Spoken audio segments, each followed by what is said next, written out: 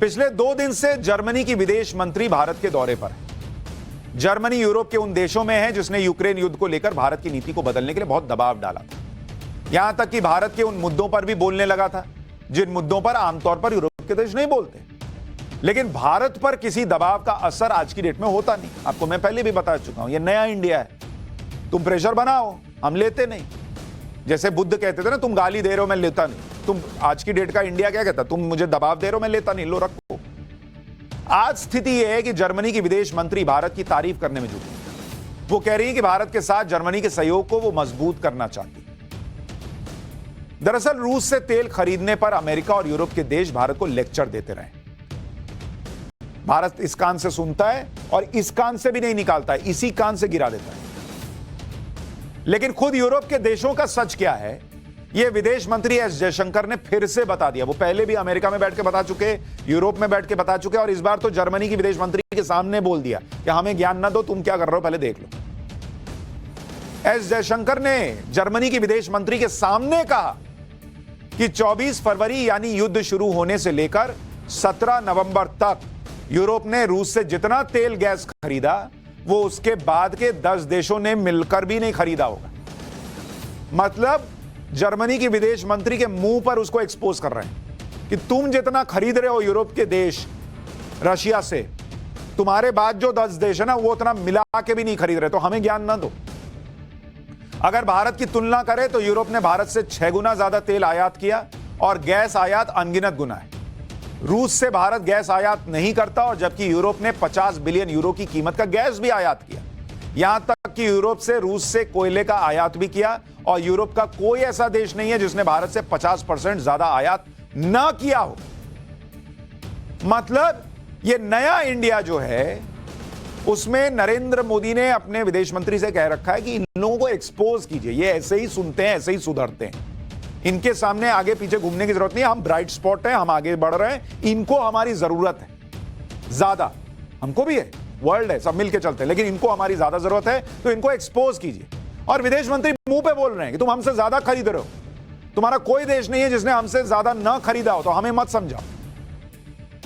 विदेश मंत्री एस जयशंकर ने साफ कह दिया कि जिसे यूरोप के इंपोर्ट के बारे में जानना है वो एक वेबसाइट है रशिया फॉसिल फ्यूल ट्रैकर.com। इस पर जाए और देख ले कि कौन कितना तेल रूस से खरीद रहा है। इस वेबसाइट के मुताबिक भले ही यूरोपियन यूनियन की रूस से तेल गैस खरीद कम हो गई है, लेकिन अब भी यूरोपियन यूनियन रूस के तेल गैस का सबसे बड़ा खरीदार है। अगर आप देखेंगे आंकड़ों के लिहाज से जो विदेश मंत्री बता रहे हैं, देखिए इंडिया कैसे इन लोगों को मुंह पे एक्सपोज कर रहा है। 24 फरवरी 2022 2022 यूरोप की डेली पेमेंट जो रूस से तेल गैस खरीदने के लिए थी वो 50 करोड़ यूरो थी। 50 करोड़ यूरो यूरोप किसको दे रहा था? ये यूरोप से निकलता था और किसको जाता था? वो चला जाता था रूस को, क्योंकि रूस से ये लोग तेल गैस खरीद रहे थे। डेली 50 करोड़ यूरो का गैस तेल खरीद रहे थे।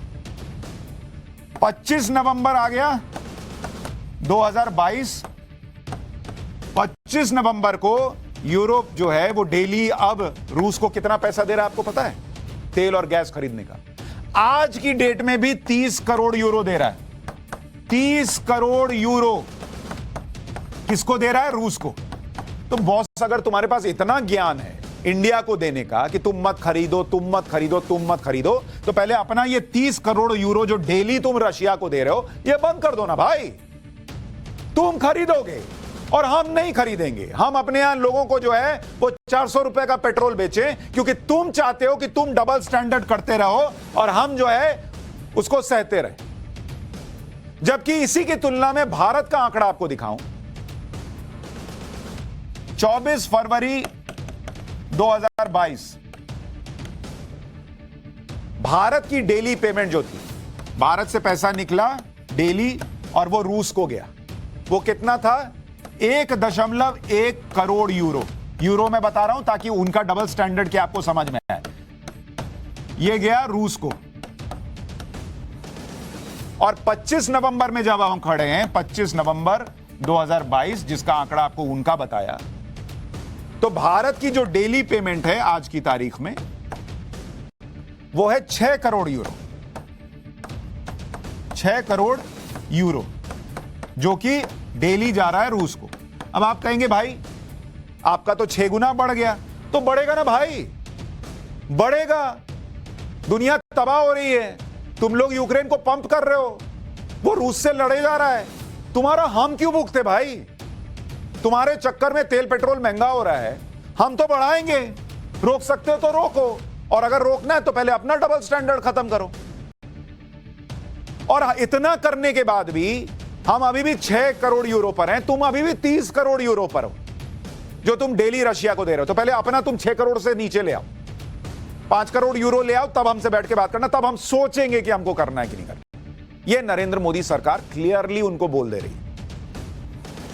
फरवरी से लेकर नवंबर तक जिन देशों ने रूस से सबसे ज्यादा तेल गैस खरीदा है उनमें टॉप 10 देशों की लिस्ट है, और आपको सुनना चाहिए।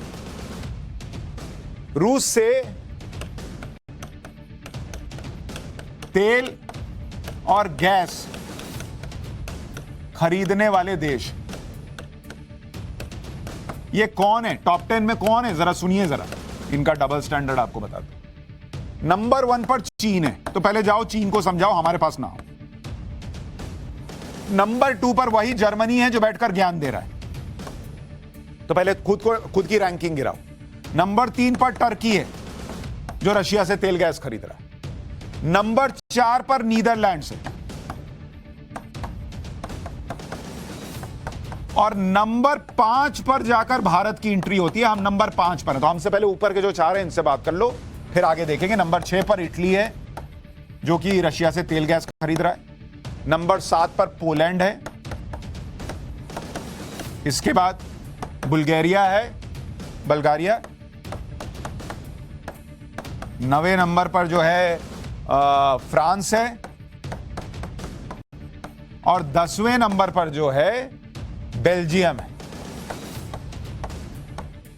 तो भैया मुझे ये बताओ कि हम तो एक देश है ना, हमारे पीछे जो लगे पड़े हो क्योंकि तुमको लगता है कि ये पावरफुल देश है, ये रूस से बंद करेगा तो उस पर प्रेशर बनेगा। तो हमसे पहले जरा इनसे बात करके आओ, अपने अंदर झांक लो, ये 9 देशों से बात करो, बाकियों से करो, फिर हमारे पास आना। इसमें चीन और भारत को छोड़कर बाकी सभी यूरोप के देश हैं। भारत ने यूरोप के देशों को आईना दिखाया कि दूसरों को सीख देने से पहले खुद के गिरबान में झांको।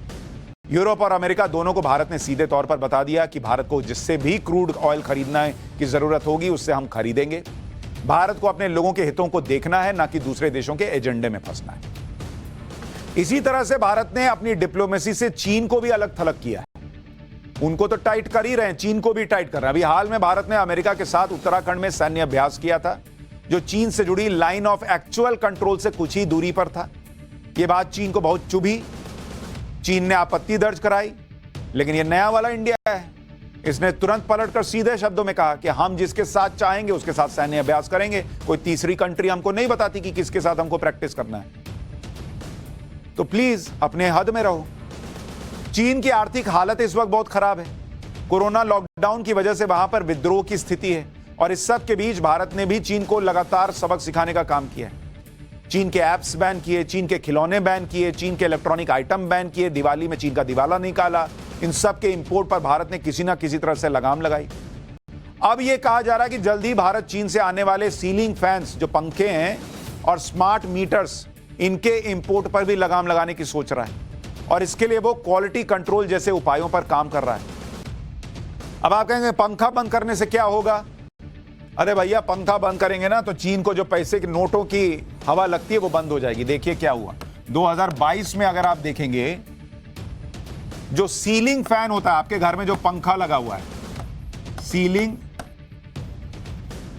तो पंखा जो आपके यहां लगा हुआ है छत वाला, इसका कुल इंपोर्ट अगर आप देखेंगे 2022 में, मतलब देश में जितना पंखा बाहर से आया वो 62.2 लाख डॉलर का है बॉस। इतने पंखे बाहर से आ रहे हैं, और इसमें जो चीन से आया 62 लाख डॉलर का जो पंखा आया, उसमें से 59.9 लाख डॉलर जो है वो कहां से आया? वो चीन से अकेले आ रहा है।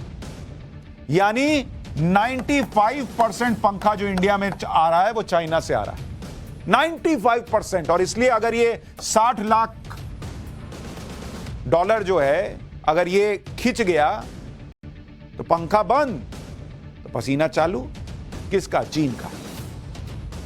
इसी तरह से अगर आप इलेक्ट्रिक मीटर को देखिएगा, इलेक्ट्रिक मीटर, इसका कुल इंपोर्ट कितना है? 31 लाख डॉलर, 31 लाख डॉलर। और चीन से इलेक्ट्रिक मीटर कितना आ रहा है? वो करीब करीब 13.2 लाख डॉलर आ रहा है चीन से। तो ये कितना परसेंट हो गया? करीब करीब 40% इलेक्ट्रिक मीटर चीन से आ रहा है। तो इधर अगर इलेक्ट्रिक मीटर बैन हुआ तो उधर नोटों वाला मीटर चलना बंद हो जाएगा। 2020 में भारत ने खिलौने के इंपोर्ट पर क्वालिटी कंट्रोल का ऑर्डर दिया, जिसके बाद खिलौनों का इंपोर्ट चीन से 80% कम हो गया। खिलौनों का इंपोर्ट 2019 में 37 करोड़ डॉलर था, जो 2020 में घटकर 11 करोड़ डॉलर हो गया। तो नरेंद्र मोदी धीरे धीरे चीन को टाइट किए जा रहे हैं, और सिर्फ चीन को नहीं कर रहे हैं, अमेरिका को भी कर रहे हैं, यूरोप को भी कर रहे हैं। और हर टाइट करते वक्त जिस पेज से टाइट कर रहे हैं उस पे लिखा हुआ है इंडिया। इंडिया का हित है, इसलिए उसको टाइट करते चले जाओ।